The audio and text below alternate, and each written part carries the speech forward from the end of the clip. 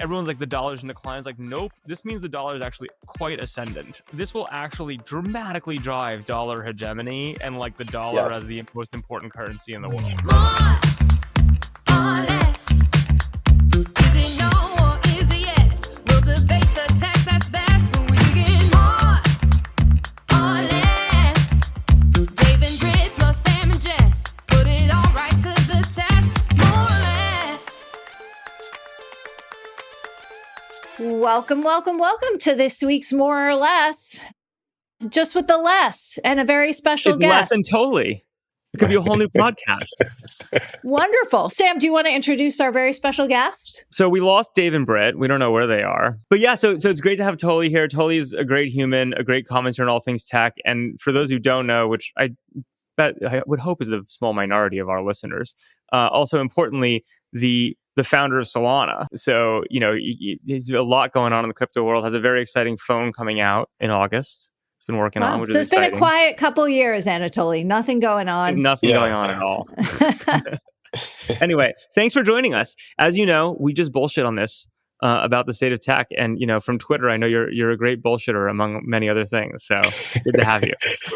Yeah, it's I think a family trait. It's an art form. We just have to not bullshit as much as Sean McGuire did. Let's stay away from those topics. Yeah. Oh my goodness, Sam. You went to Sean McGuire in minute 118 of the podcast. We got to bring him in. We got to bring everyone in for the conversation. We got to bring him in. We got to bring him in. Anatoly, can you give the listeners like the very brief, like what's your deal? Your backstory, Solana. Give everyone the brief story here. I was born in the Soviet Union. My parents got out as soon as the USSR fell apart. Grew up in Chicago. I was 11 when we landed.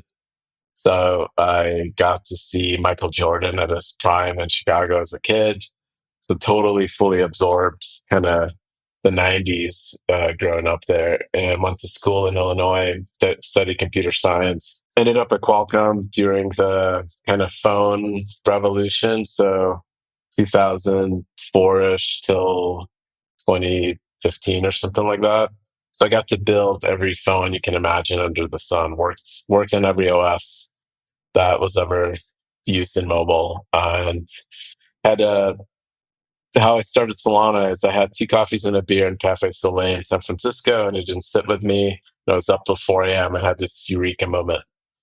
And 6 months later, I was pitching to Sam Lessin at Slow. There you go. How all great things are came to pass. What a ride. So we probably have a lot of listeners who are deep in the bowels of crypto, and also what I'd call maybe others who are just crypto curious. So kind of know that we're in this big moment. We've seen a ton of deregulation. We're seeing, once again, so many exciting things take flight. But I'm curious from where you sit, what is happening? What does this moment feel like? How is it different from a year ago or not? I actually see a lot of parallels between crypto and a lot of other tech movements like open source and the internet and things like that. And it kind of starts. You didn't say AI, so we're already a fan. Yeah. AI is more of a product, honestly, and less of a movement. I think it's, cool. I think you see the punks do it first, and then kind of the hoodies built a bunch of stuff and commercialize it. And then the final stage is when the suits take over. And we're kind of seeing that awkward transition right now, I think, as the hoodies are making progress and getting PMF and growing companies, and your early stages of suits trying to figure out how to take over the industry and make it like everything else. Everything becomes the thing it was born to fight, right? Yeah, That's kind of exactly. how this works. That's always the cycle. And it is funny, to that point, totally. I mean, I know one thing's going on in Bitcoin is you're watching, at least I've seen some headlines about early punk wallet movements, right? And you're like, oh man, is this the moment where the early punks are finally phasing out, right? And wallet movements, they're dumping their crypto, the punks? Well, again, dumping is strong, but there's just been a bunch of really old wallets that have unlocked in Bitcoin land that haven't been touched, right? Or we finally see quantum supremacy.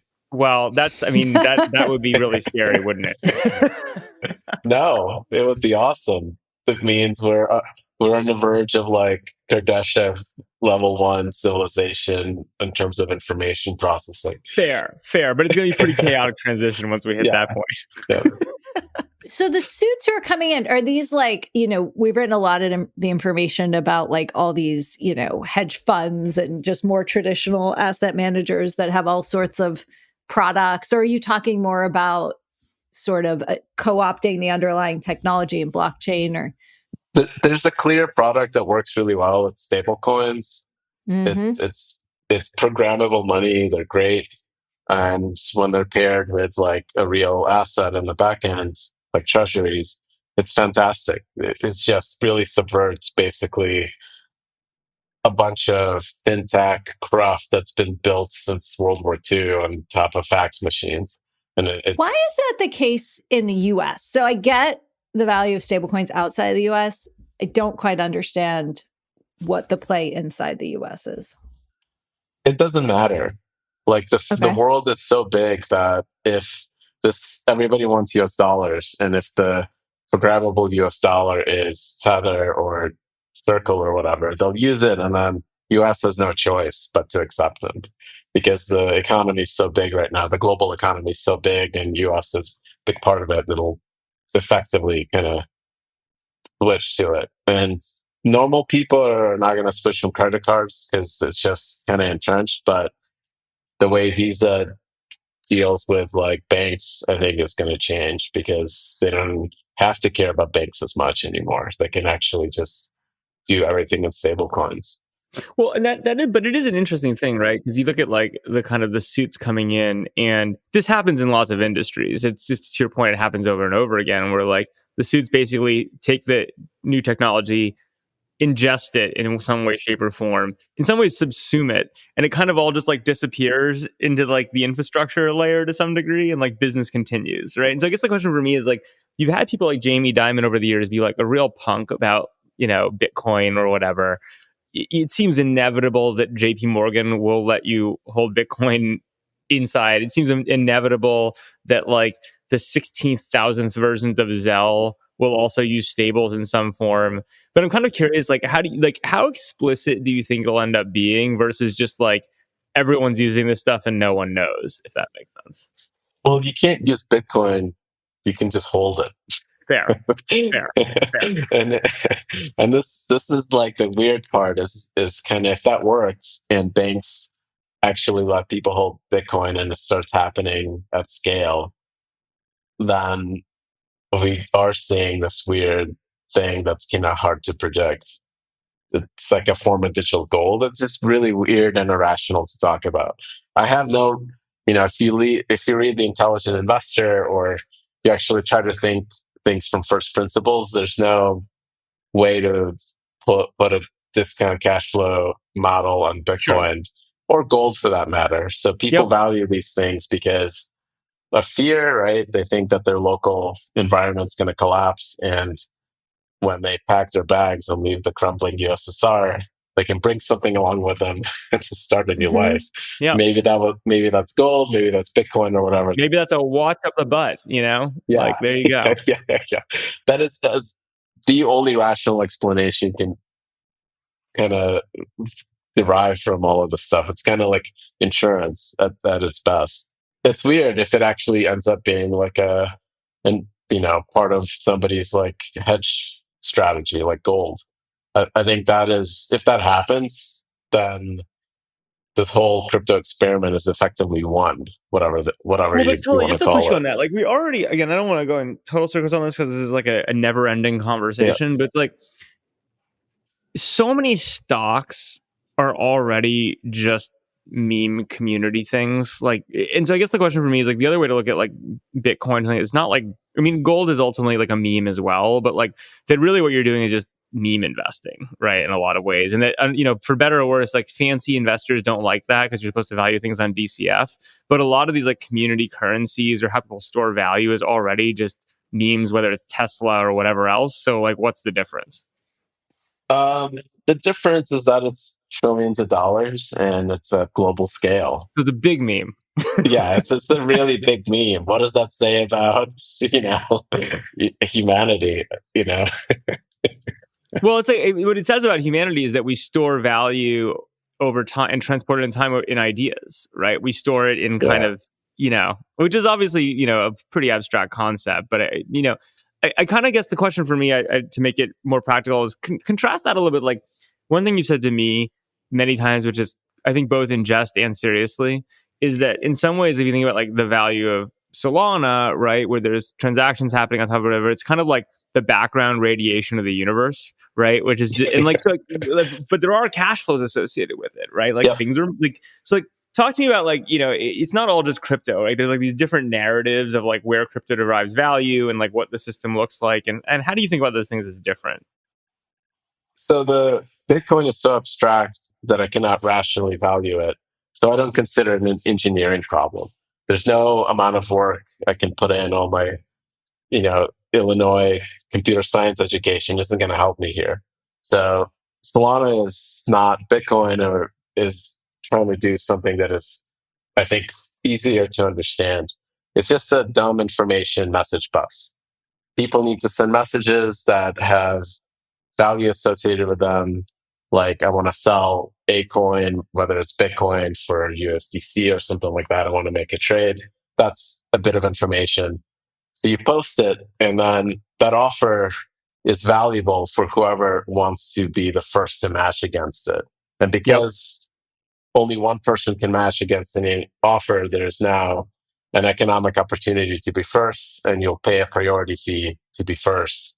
So the more offers there are offered on this message bus, the more money it makes. So as long as we get more assets traded on there, more coins, doesn't matter what they are. Like the message bus doesn't even know that these things are coins or whatever. It's just bits coming in and out, and people set a priority of how fast they want it to land, and they pay more for a higher priority.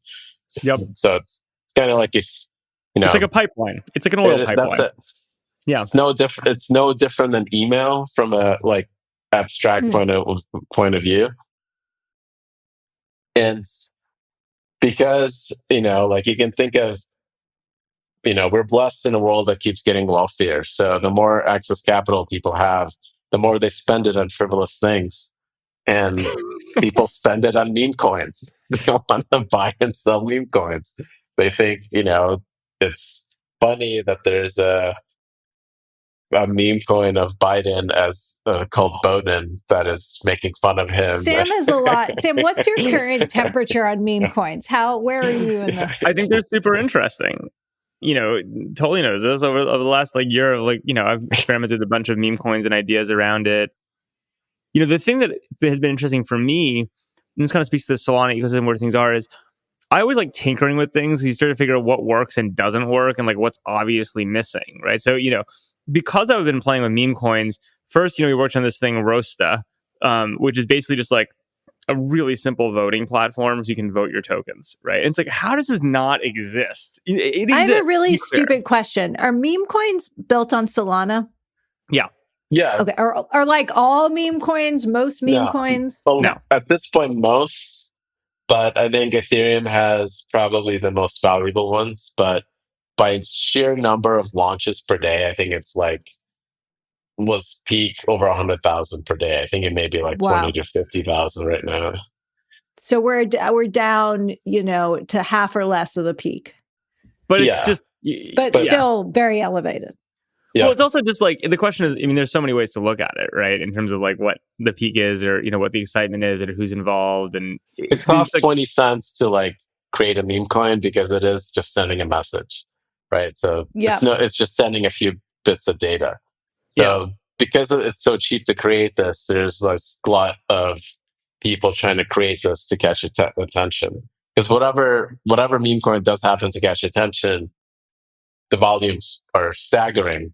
Thinking about like what these things are. Well, I'll tell you a funny story. So the biggest one I launched, right, was this jelly thing, which went just ballistic. I'll tell you a funny story that came up recently, which is very unfortunate for me, which is, I launched on Pump Fund as part of this, like, oh, this thing really should be a part of this app we're building. There should be value you can trade. And it's cool. Like, you can now use this Jelly Jelly app, and like, it's actually the next version's coming. I was just playing with it. It's actually great. But just being able to like tip people in it in the app and like play with it is like really fun. Turns out that Pump.Fun, which I used to launch it, announced like 2 weeks ago that they're gonna like, they basically are giving the coin creators like points on the transaction volumes of things that are trading on their exchange. Now, I did the math on this, and I was like, oh my God, this is great, because the volumes on Jelly Jelly are enormous, right? Like, just enormous. It's like billions and billions of dollars have been traded of this. And so I was like, this is like millions of dollars that like, I'm just gonna like get this. So I looked it up. Unfortunately, I don't know if they did it on purpose or not, but like, they launched this like with the cutoff date like a week after I launched Jelly Jelly, so I get nothing.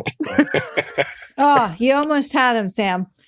I got a little bit smothered, but it's just like, the point is like, I don't know what the point is. Oh, the point on a meme coin we were making was, which I'm actually curious to tell your take on, is like something I've been really interested in, is you tinker with these things.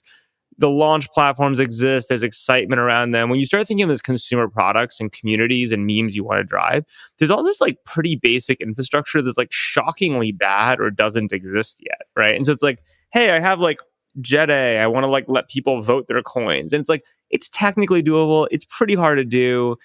We like just had to build something for that. Or like, I'm about to launch another version, which is like, hey, I want to be able to distribute coins to like the right people, right? If you launch something or an idea or a meme or a community, like, you want to be able to like give like people who are really invested in the community coins early, or like grants or things like that efficiently. But it's like, there's still in 2025 is like no good address book system, right? Like, for like, how do you actually, so we're gonna like try to launch something called Postal Fun, where we're gonna like try to build a version of this. I'm kind of curious. What would an address book system do? I don't follow. Well, like, if I want to send you a bunch of Jet A coins, right, or you name it. Like, isn't my cell phone good, or my phone number? There are people, these exist. I mean, our friend Mike Hudak has like a version. Like, there are things that are kind of dabbling around the edges of like, but it's just kind of wild that there still is like no easy way to do this, right? Got it. So I don't know. It's just an interesting thing, because it feels like, to me, on one hand, to your point, the market's so developed. You're having tens to 100,000 of these things launch a day. People are into them. These fun. are all really hard problems when you really think about it, because if you're giving something that people perceive as value, they will come up with whatever scheme or exploits to go get it. So if you use cell phones, they will create infinite number of cell phone numbers. Yes. It's the ultimate adversarial system, which is actually great, right? Because it makes it like super robust. Did Sam say you guys are building a phone, Anatoly? Talk about that. Why are you building a phone? I think there's like kind of, why do founders do things? We're not supposed to share that on this pod. Everyone has to think we have totally logical, reasonable methods for why we do what we do. I think it's you have the opportunity to execute on it, the means to do it. And to me, like, I knew exactly how cell phones work, as I spent over a decade there. And I knew the 5 people that I needed to pull together to go launch it. And then the drive to actually see something change, to me, is the kind of like, the web is awesome, open, beautiful, random thing where anyone can go do anything. And that was the punk vision, and a whole bunch of hoodies built these awesome things that captured enormous amounts of value, trillions, and locked it down into these sandboxes. And these sandboxes suck. So I think there is. You mean like a closed app store economy run by Apple? Is that the sandbox, or what are we talking about? Apple, Google, Meta, these are all closed systems that are sandboxing their users so they can monetize them, right? And that's fine. That's how their businesses operate. They're building great products, right? I have AI in my email right now for free from Google. Right? You have AI in your information for free if you're a pro subscriber too this week, but we'll come back to that. So like, they created a lot of value for the world, but they created these to capture that value. They have these very controlled sandboxes, which suck and kind of rubs me the wrong way as maybe I'm like in between of a punk and a hoodie. I'm not really a punk. I don't really do things for the sake of doing them. I think I got pay the bill still is always in the back of my mind. Runway's always going to zero. So I think there's an opportunity to disrupt the app stores with crypto because the way that crypto systems work is just really, really hard for Apple and Google to adopt. So Yeah. you make money off trading NFTs or meme coins or whatever. It's hard to charge a 20% fee on that because it's a digital asset that has scarcity. So as the platform that trades them, you're not the creator of these. You don't own these things. And if you're an app and a traditional app on Google or iOS, and you're selling a loot box in a game, you can create infinite number of these loot boxes. It costs you nothing to create another one. So Apple can take 20% of the rate because they're giving you the opportunity to sell this thing that's cost zero to create to their user. Right? If you sell it for $10, Apple gets two, costs you nothing to produce the It's incremental fine. The loot next box. one. Yeah. Yeah. Right. Right. You get $8. Love that You're zero happy. marginal cost world. Yep. It's great. But with crypto, you can't produce another loot box. There's only one, CryptoPunk NFT. There's only one Bored Ape. So you're selling it for $10,000. You cannot add a 20% fee inside the Apple Store on that digital item. It would be absurd, right? A user's not going to pay that extra 20%, and you can't eat it yourself because you don't own this thing. So this creates this like tension with the way app stores work. And there's enough revenue and volume inside crypto to where I think developers can make really decent revenues and build applications specifically targeting crypto users. Because crypto, the numbers Got it. are insane. The users are spendier by as a kind of a set out of the global internet by a large margin. So we have a shot of trying to build a device in an app store that targets a small set of users, but happen to be a very lucrative distribution channel that's crypto specific. And that could be enough to kind of wedge ourselves between Apple and Google. And what will your business model be? So we can charge a small fee, like basis points, I see. on the trading volume. So this is how Phantom or MetaMask or any like Pump.fun or whatever, Binance, they charge a small fee on the trading volume. Got it. But we're talking like less than a percent fee, right? Like we're Yeah, going compared from to 20. 20, like 3,000 basis points, we're going to 50, right? I think, to be fair, I think Apple goes to 15 on the renewals of your subscription. But yes, no, point taken. Yeah. So that's exciting. Is that does the project have a timeline associated? Yeah, Seeker, the device, we got 150,000 pre-orders and it's shipping August. So we'll see what happens. Okay, crypto hardware. Yeah. Well, this is the second one, right? There was already Yeah. version 1 of this that was pretty successful, right? And I cool. think the interesting thing for me is what the applications, right? Like I think abstractly it all makes a ton of sense, right? Crazy, but it makes a lot of sense, right? In a lot of ways. And then, but the question is like, look, in the end of the day, there actually aren't that many apps in the App Store that matter, right? Like it's There's a not. very small number of things that people use and use heavily, and then a long tail of bullshit, right? Is basically the way the App Store actually works. And the question for me has been for years, it's for a lot of people is like, all right, well, like what are the crypto things or the things you can do in a crypto context, right? That you can't do in an app store, right? That really matter, that become those key use cases. So I'm really excited to, as Tully knows, see how this plays out and also push on some of them. Because I do think the interesting thing that's going on with crypto from, again, just a personal perspective is like, it's a weird economy because there's so many ways to make an absurd amount of money that like, it's really hard to get people who are great product builders to like build great products, right? Because if you're in it for the money or in it where the market draws you, it draws you to like a very specific set of opportunities. Because they can just speculate. you build Pump.Fund 6.0, you build like Yeah. there's certain things that are just like so Interesting. and then I never thought about that. That's a and so good point. and then you think about it's like we think about where do developers go? It's like, well, there's a whole bunch of degenerate or degenerate adjacent developers who build great stuff, right? In like the crypto world, and like they're pushing on a very specific set of opportunities that are like very high potential for making a ton of money. Then there's like normal developers, right?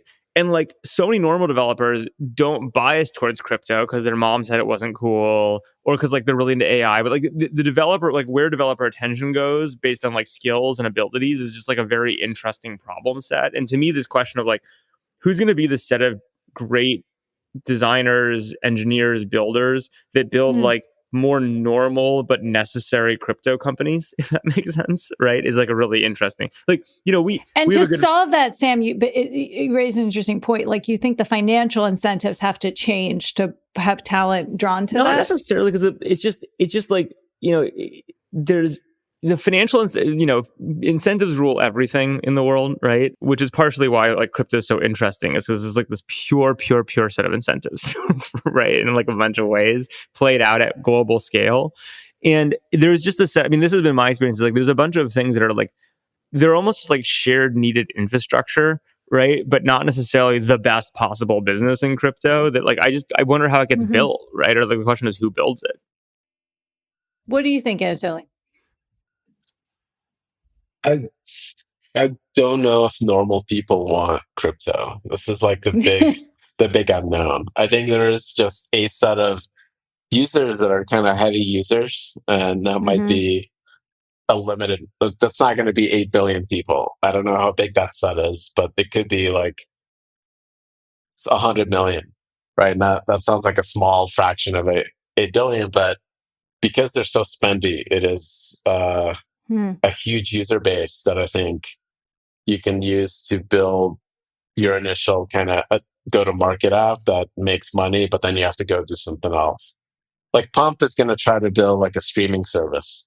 They built a great platform that makes a lot of money, and then that founder, for whatever reason, why do founders do things? It's not a rational reason. It's because that's in his head that he thinks he can like beat TikTok, so he's going to try it. We'll see. I like that. I like spendy too. I like this. Why do founders do things? And you want spendy users. Well, that's for sure true. I mean, I think that's like a really good insight, which I haven't heard framed that way, which is like, yeah, like there's like we talk about this even in creator investing, because it's actually more related than you might think. Like these are all just different cults and communities that grow up around ideas or things they're excited about. And like crypto has a bunch of these types of communities. This is outside of like the mainline suitification of Bitcoin or whatever you're going to call it. But like, so do all these creators, like these long tails of all these people with, really into woodworking or Dungeons and Dragons or whatever. And like, when we think about creator investing, like, it's like, okay, how great is this cult specifically? How great is the cult leader? But then like, not all communities are the same, right? Like some communities are just like richer or like spendier, or like there are better business opportunities. And I think figuring out like, when you think about cult investing or community investing, not just like, who's a great leader, what's a great idea, but like where the pockets of money spending are is like pretty important. Yeah. Usually what happens is you have platforms that can create a whole bunch of shared infra for lots of different communities and cults, and then they take a rank. Right? That's historically been the best business model, right? Like for sure, right? But it's not clear to me that it is going forward the same way, right? Like I think that is historically true, but you take it like, for instance, like look at what's going on with all these like platforms for people to do subscriptions around long form writing, right? You have like, what is like it? Like Substack? Like what are we talking about? Substack and Beehive and da. And the problem is like that's shared infrastructure, but just shared infrastructure, and it's too easy to copy. Right. And so like there's just like no margin long term in it. So like obviously then what happens? People aren't stupid. So you like try to create lock-in or like cross-pollinate it so that one is meaningfully more valuable than the others. But like, I don't know. I think it's more than just like shared infrastructure totally. I think for like communities, I think it has to like the best businesses have like some fundamental advantage around community building, right? From a platform perspective. And I know that's true of crypto too, right? Crypto is the same thing, right? Where it's like people grow up on Solana and then Avalanche offers them a bunch of money to like switch there because they have a treasury. And then like there's a whole war for who has these communities. And the question is, can you create platforms there's enough ecosystem value to that they fundamentally are just better, right? So you can't just play that game. Okay, so we've talked about meme coins. We've talked about stables having a huge moment. What's going to happen with these IPO valuations, Anatoly? All these the circles and like, I think what's going on? There's too much hype and not enough hype as usual. What? Okay. It's really, really hard to imagine $5 trillion worth of stablecoins issued. Like, what does that mean for the world? It means the money has been digitized and it's become global, and like everybody in Europe, South America, Africa, Southeast Asia has dollars and they use them all the time. That's a very, very kind of fundamentally different world than we live in today. And I think we're accelerating towards that. Like, I think it's crazy that there's $250 million has been issued in this like very non-scalable, like no support from the United States, like fighting tooth and nail, like against regulators and stuff, like environment that's already got to $250 million. The regulators are coming around, aren't they? Or not really? They are this year, but yeah. For them to pass a bill, right, it just took 6 months. For that to take effect is going to be the next 2 to 4 years. So I think the stablecoin thing is going to be like a fundamental change to finance globally. And that's going to be pretty weird to watch. The other use cases, Bitcoin is its own weird religion thing that there's no engineering that it can do to help it. The other use cases are all kind of like internet use cases when email took off. Nobody knows what they are. Everyone's talking about the internet, and we'll see. It's just too hard to say. I don't know. But just to push on that, totally. I mean, like the reality is that's like one version of history is like no one knows what the use cases are. It's like great infrastructure. We'll see how it plays out. I think there's another version of the history of the internet, though, which is that like actually it played out exactly as everyone said it would, and there just aren't that many. This is where Sam's about to bring up porn. I'm just warning everyone. Like, it's just like there aren't that many things. It's like, what do you actually use on your phone? It's like you talk to each other, right? You like look up things. You like look at pictures. Like it's not like internet is for cats. Yeah. Yeah, and so like that's like there's like 6 things human wants to do. We kind of know what they are, right? And like the details will be evolving or whatever, but like we're still using email and chat and whatever. And like actually those just are the things. They're just way bigger and more important than people realize, right? Like so I don't know how unknown it is. I think the question is like how, like what are the avenues to building them, and then with a businessy, sooty versus cyberpunky take of like what does the configuration look like when this thing is baked out more, right? And this, even the stables thing, it's like you mentioned like USD. It's like, I'm curious, like the hot thing as I understand now is not actually USD stable, it's like local stable. Where everyone started out being, I mean, if you go back enough years, people were like, everyone will just think in Bitcoin. And that's clearly not going to happen because humans can't think in Bitcoin, right? Then it's like, okay, well, they're not going to think in Bitcoin. They're going to think in American US dollars. And like, there's demand for it. Now everyone's like, oh shit, we kind of tend to write contracts in like local currencies. So actually we need like local stables everywhere, not just, so I'm kind of curious, like even that, it's like, we know but doesn't that erase the value of the stable, which is to tie it to a stable currency? Like, wouldn't stables become less valuable in some of these developed countries if they were tied to their local currency?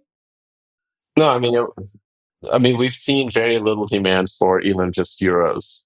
Like it's just been a slog trying to get anyone to want them. So I don't know. Maybe you should have started with euros. Yeah. But that's the other big economy. Like I don't. So do you think that the local stable narrative that VCs love so much is kind of a bubble, and like actually it is just USD stable? I think it's USD and maybe like Chinese RMB and yuan, yeah. But that's going to be like muscled in. I don't know how much like adoption we'll have organically. And then does that mean though that just think about like contract pricing, like the reasons people believe in local stables, they're like, look, I pay my people in local stables, right? I pay my people in the local currency. If everything's denominated in dollars and everything's moving around, then like all of a sudden I'm kind of fucked, right? Based on like if my contracts are written, do you just think that doesn't matter? I think people are happy to just think like, do you think this will just increase dollar hegemony effectively? My understanding of what's happening already with like USDT and Tron is that like you're the person selling like gadgets on the street in Argentina pays their Chinese supplier in USDT Tron. They pay them. That supplier can either converts them on Binance to whatever they need, or keep them in USDT because that works well enough for them. So that is like an agreed upon trade, even though that local guy is selling these things for a local currency, but they don't trust their local currency. They actually don't want to take inventory risk on the local one because it's inflating so well. So they convert it right that's away. the crazy. And this is like the $100 gajillion question about like diplomacy and dollar diplomacy and like what's going on, right? Is like if that's the world that plays out, then despite all this crazy stuff going on in government and pulling back from global whatever, it's like this will actually dramatically drive dollar hegemony and like the dollar as the most important currency in the world, right? Like, which is kind of a wild foreign policy thing where like it's actually like everyone's like the dollar's in decline. It's like, nope, this means the dollar is actually quite ascendant, right, in terms of its global importance and the control of the US, right? But it is like a really big debate about how it plays out, right?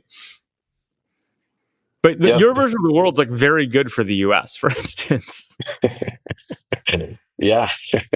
I'm hyper pro US, so I'm biased, right? So well, I think everyone on this podcast, even our not present co-hosts, are very, very pro US, pro American. Pro America. Like, yes, we are pro America. But like and I guess it's an interesting policy question, which is like, it is true that if basically making regulation to encourage USD stables drives US hegemony dramatically, right? In a period where in a lot of ways we're pulling back from the rest of the world. That's like just a very interesting narrative. And it really does hinge on this question about whether the dude is going to take inventory risk, right? In like what he wants to be paid in, right? And if the answer is dollars, then kind of like the answer is Bitcoin. That's very good, right? For us and for Bitcoin.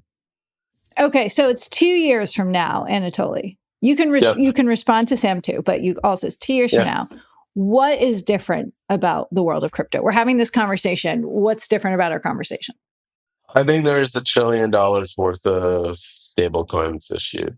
That would be like my aggressive schedule. Some people are like, where are we roughly now? Just so we know how fast we have to get there. $250 million. Okay, so we're that's big. Yeah, we're 12.5% of the way there, or 25% of the way there. So I think it's possible we'll hit that number. I mean, I think it's macro driven. I thought the industry was going to die when interest rates went to 5%, because the reason why we're like, things feel like they're struggling or whatever is because treasuries are soaking up every risk capital, right? Like there's no point to risk it money in anything when you're getting 5% from the Fed. But somehow it's not, right? There's this still this huge appetite to take risks on Bitcoin, on all these other things. And eventually rates are going to drop, and that extra premium that everyone earned on their 10-year T-bills of 5% has to go somewhere. It's going to go into stocks and a whole bunch of other things, and you'll see, like, I think a massive kind of growth mode, risk on mode, which is going to drive more stablecoins issued and stuff like that. You're talking like a suit there, Toly. I know. Well, he said he's halfway between punk and hoodie. Maybe in 2 years, you're going to be halfway between hoodie and suit. I think Toly is halfway between punk and hoodie, and I would like to think that I am halfway between hoodie and suit. Yeah. I think that you actually have hoodie suits, Sam. So I think that works. I own a tuxedo, and I mostly wear t-shirts. I think at some point we'll see that accelerated event. It's hard for me to predict whether it's the next 2 years or some other 2 years short in the near future, but you'll see this massive kind of growth mode for crypto where we see $1 trillion worth of stable coins, and it's now becoming ubiquitous. And does that, it seems like that would inherently buttress other kinds of crypto projects too, if this is like the ecosystem of things built, to Sam's point, to support that. But if we were having this conversation 4 years ago, stablecoins would be one of 10 use cases, right, that were being dreamed up. The other use cases are finance, right? It's just eliminating risk because you can encode things into smart contracts. So I can post my Bitcoin as collateral, borrow against it. in dollars and go do stuff with it. And when you have either, asset prices going up or a whole bunch of flood of capital, all those financial use cases just make more money because there's more volumes. They all charge a few basis points here and there. So the punks are making the bankers richer. I mean, in this case, the punks are the bankers. A lot of these systems Yeah, I are guess built that's from true. scratch, and it's hard for Yeah. banks to take advantage of it, right Yeah. now. Well, fascinating.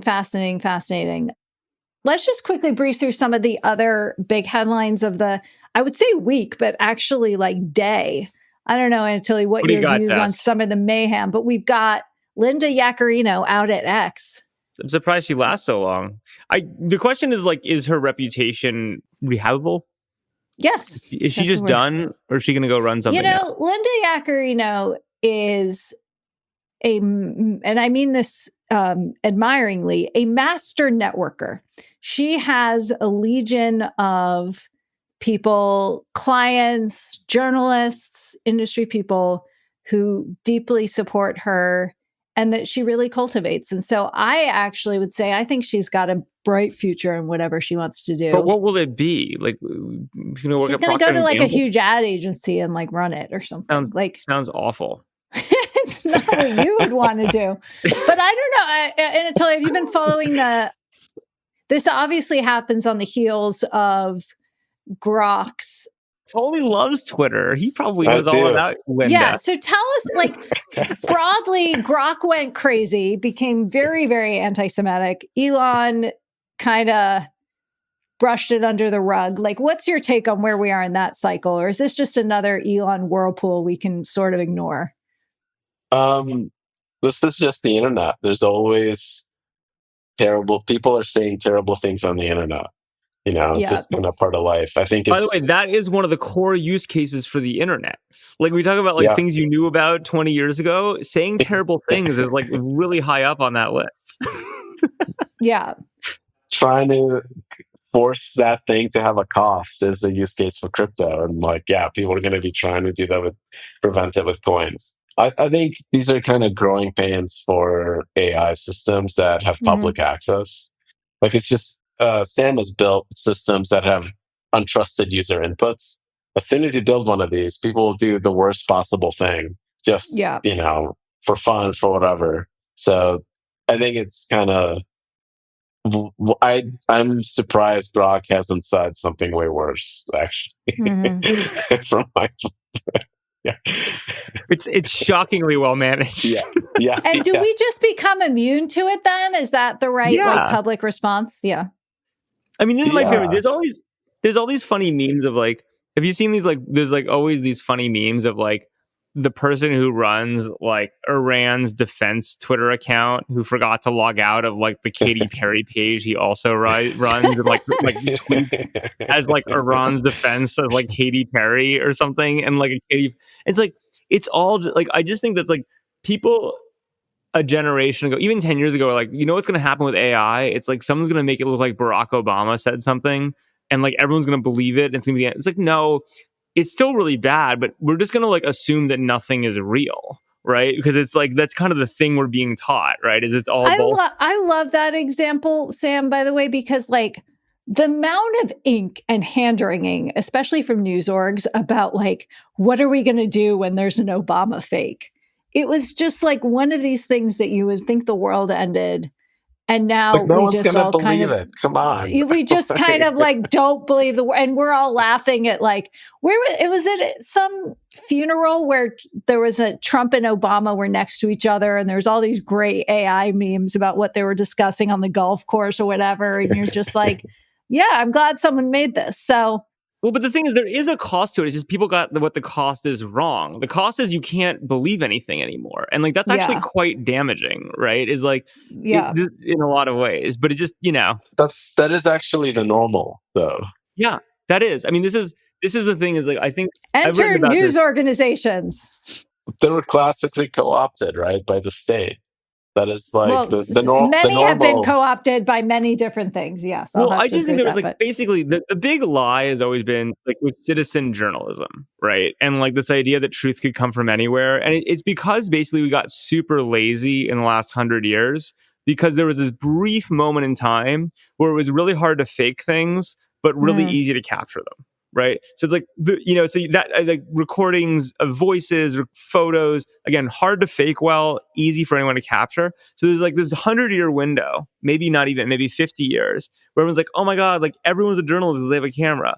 And you're like, no, that's like a very brief moment in time. You look at the longer history, it's like, no, you can't trust shit because you have no idea. And like without trust networks, you look at the future, it's like, no, you can't trust shit without trust networks. Right. And it's all about, iterated games and retribution and like normal economic theory of information rather than like who happens to have a camera. right. But people are sadly not going to trust all the journalists. They're going to trust some. So does this take us back to crypto? I think it takes you Polymarket. back to like maybe Polymarket. Yeah, that's still somewhat gameable, and you see it at scale. Like Did you see the gaming thing on this Willie Zelensky wear a suit? yeah, exactly. Wait, what happened? Tell the people. He's not wearing a suit; he's wearing a jacket, and the Polymarket resolved to him wearing a suit. Ah, I'm gonna tell my mom that's a suit. oh my goodness.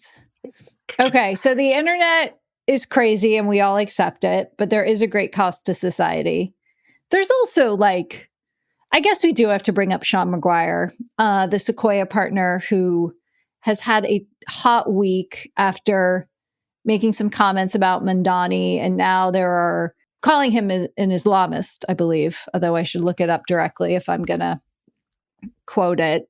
I know your take, Sam. What's your, well, which you can share with the people who don't know your take too, but you think he's got a future at Sequoia? Yeah, look, here's what I say. I actually don't always agree, believe it or not, I don't always agree with Sean, and I think he's abrasive at times, to say the least. But he's a good guy.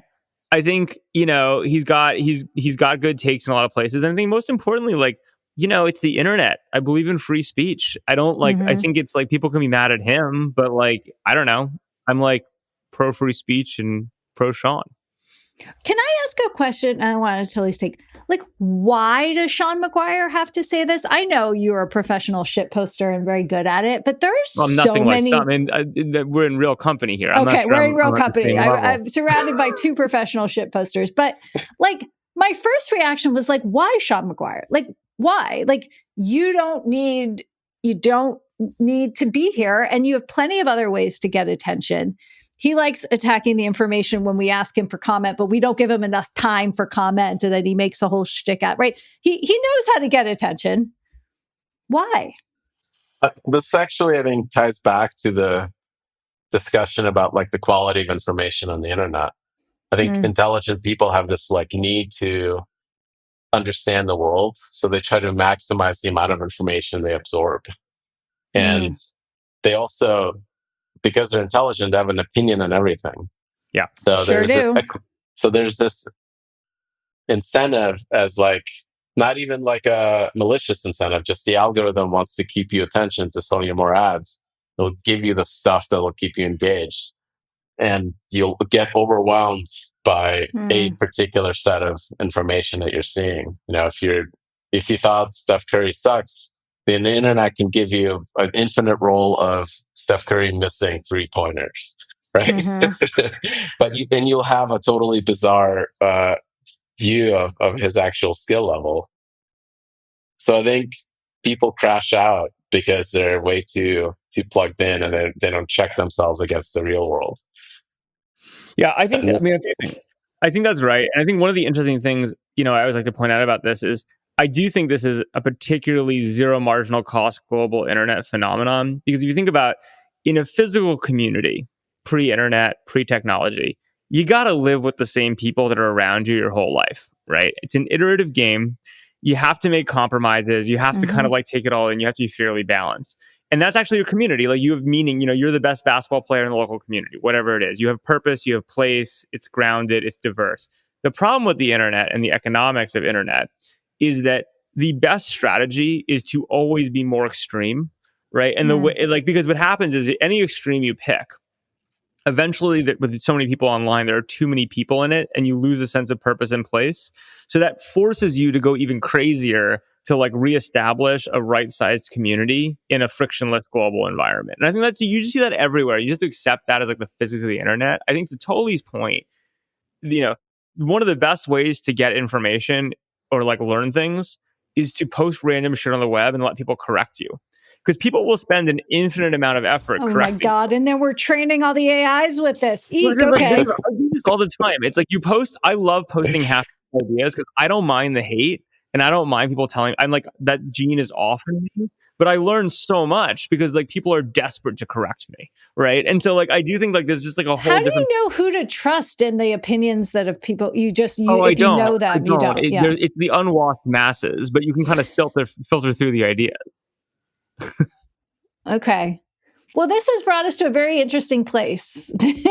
Yeah. This craziness on the internet. You also got the holiday week, so maybe people are extra crazy. You got the summer, but yeah. Well, we'll see which direction it goes. But I think it is definitely going to the more crazy. It's not going to go in a less crazy direction. When in history has that ever happened? Yeah. Do people start to like, you can tune it out, but still engage with the platform? I guess to your point, Anatoly, there's an underlying engagement reality to it. Like, does this ever hurt the engagement and therefore the incentives change? Or psychology says no. Yeah. I think they do. Like, I think X lost users, right? There were users that are now mad about the changes to how people engage. And the question is whether the spendy users, though, totally.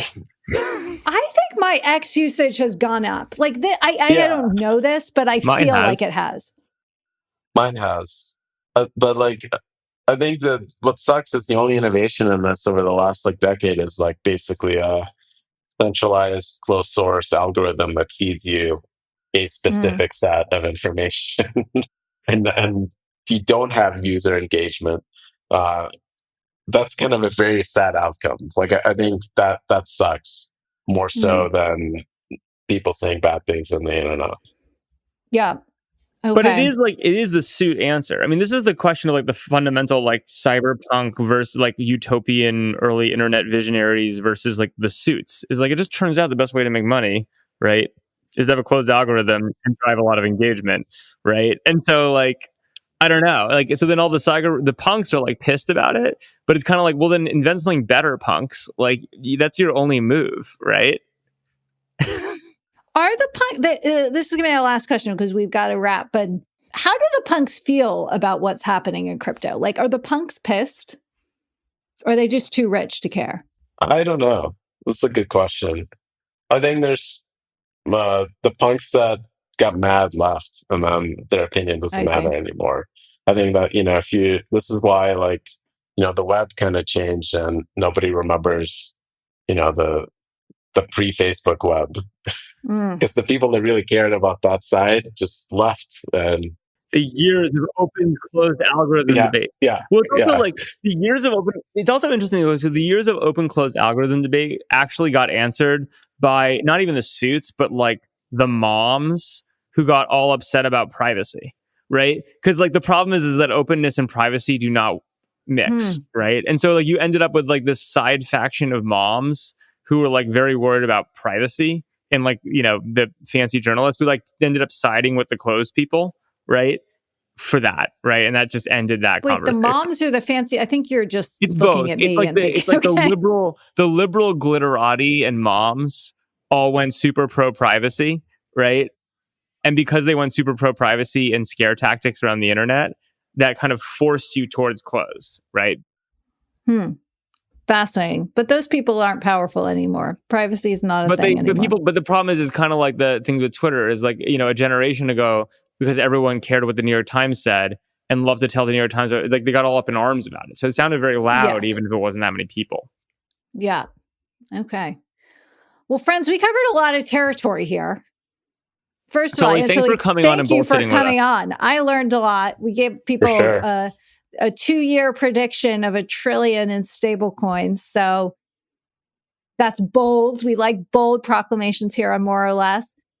We should encourage everyone to follow you on Twitter because, or It's X, pretty great. sorry.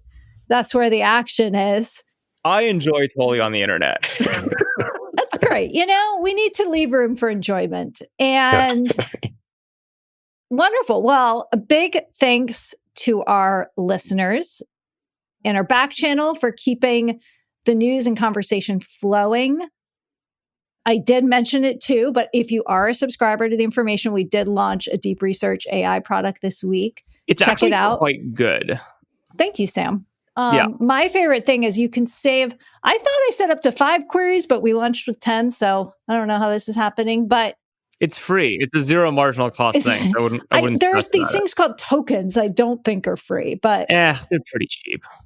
but if you do, like I have a query running about the latest updates in the AI versus SaaS war and is SaaS over, Yes. as well as one on under the radar startups that we should be following or that deserve more attention. And I actually got an update to that query via email today, which was an article I hadn't seen that was really useful. So would love any and all feedback. This is definitely a V1, but lots to come. And with that, we'll be back here with the Morans next week for another episode of More or Less. And go buy a Bye. Solana phone.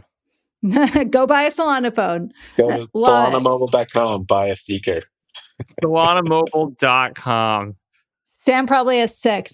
I have So none. easy. I actually need to get one. You now have 150,001 free sales. There you All go. right, Okay. Bye-bye. Thanks, Tolly. See ya. If you enjoyed this show, please leave us a virtual high five by rating it and reviewing it on Apple Podcast, Spotify, YouTube, or wherever you get your podcast. Find more information about each episode in the show notes and follow us on social media by searching for @MoreOrLess, @DaveMorin, @Lesson, @JLesson, and as for me, I'm @Brit. See you guys next time.